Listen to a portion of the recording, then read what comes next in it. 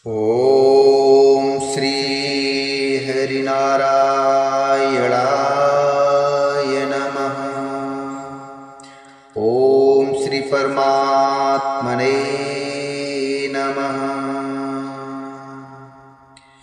पौष मास शुक्ल पक्ष की पुत्रदा एकादशी का महात्म्य। युधिष्ठिर बोले, हे श्री कृष्ण, आपने शुभ कारणी सफला एकादशी का वर्णन किया।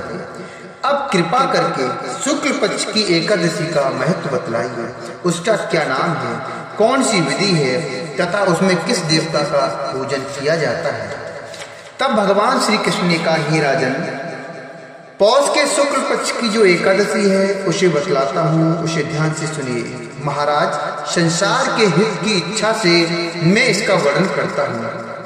हे राजन, पूर्वोक्त विधि से ही यत्न पूर्वक इसका व्रत करना चाहिए।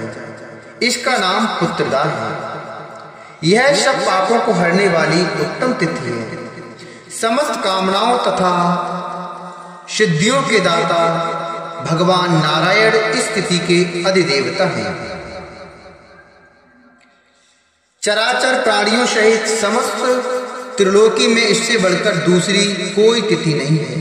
पूर्व काल की बात है, भद्रावती पुरी में राजा शुकेतुमान राज्य करते थे। उनकी रानी का नाम चंपा था।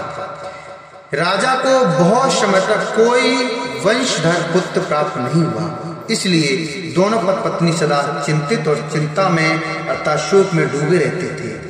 राजा के पितर उनके दिए हुए जल को शोकोच्छ्वास से गर्म करके पीते थे।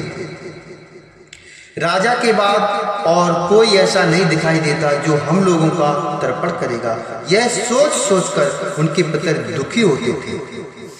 एक दिन राजा घोड़े पर सवार होकर गहन वन में चले गए। पुरोहित आदि किसी को भी इस बात का पता न था। मृग और पक्षियों से सेवित उस सघन कान में राजा भ्रमण करने लगे।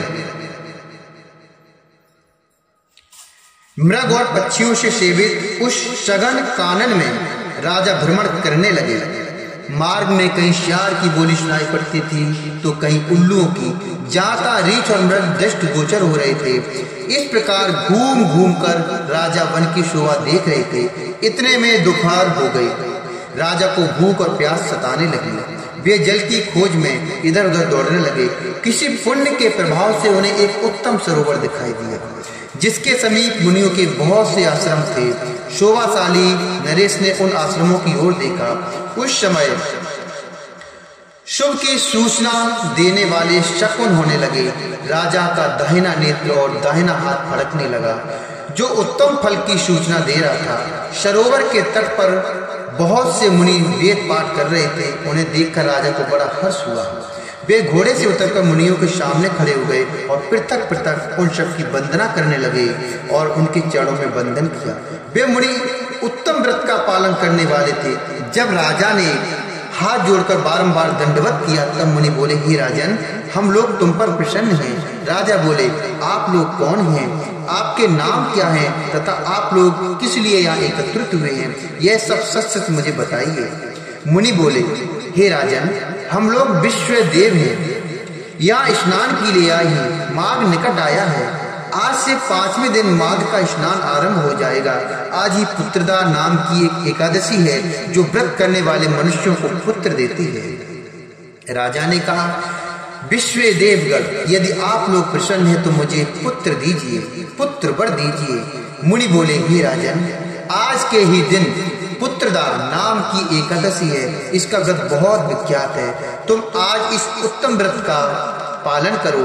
महाराज, भगवान केशव के प्रसाद से तुम्हें अवश्य एक पुत्र रत्न प्राप्त होगा। भगवान श्री कृष्ण कहते हैं, हे युधिष्ठिर, इस प्रकार उन मुनियों के कहने से राजा ने उत्तम व्रत का पालन किया। महर्षियों के उपदेश के अनुसार विधि पूर्वक पुत्रदा एकादशी का अनुष्ठान किया। फिर द्वादशी को पारण करके मुनियों के चरणों में बारंबार मस्तक झुकाकर राजा अपने घर आए। तदंतर रानी ने गर्भ धारण किया। प्रसव काल आने पर पुण्यकर्मा राजा को तेजस्वी पुत्र प्राप्त हुआ, जिसने अपने गुणों से पिता को संतुष्ट कर दिया। वह प्रजाओं का पालक हुआ। इसलिए राजन, पुत्रदा का उत्तम व्रत अवश्य करना चाहिए। मैंने लोगों के हित के लिए तुम्हारे सामने इसका वर्णन किया है। जो मनुष्य एकाग्रचित होकर पुत्रदा का व्रत करते हैं वे इस लोक में पुत्र पाकर मृत्यु के पश्चात स्वर्गगामी होते हैं। इस महात्म को पढ़ने और सुनने से अग्निष्टोम यज्ञ का फल मिलता है। अग्निष्टोम का यज्ञ का फल मिलता है। इस महात्म को पढ़ने और सुनने से अग्निष्टोम यज्ञ का फल मिलता है। बोले श्री हरि नारायण भगवान की जय।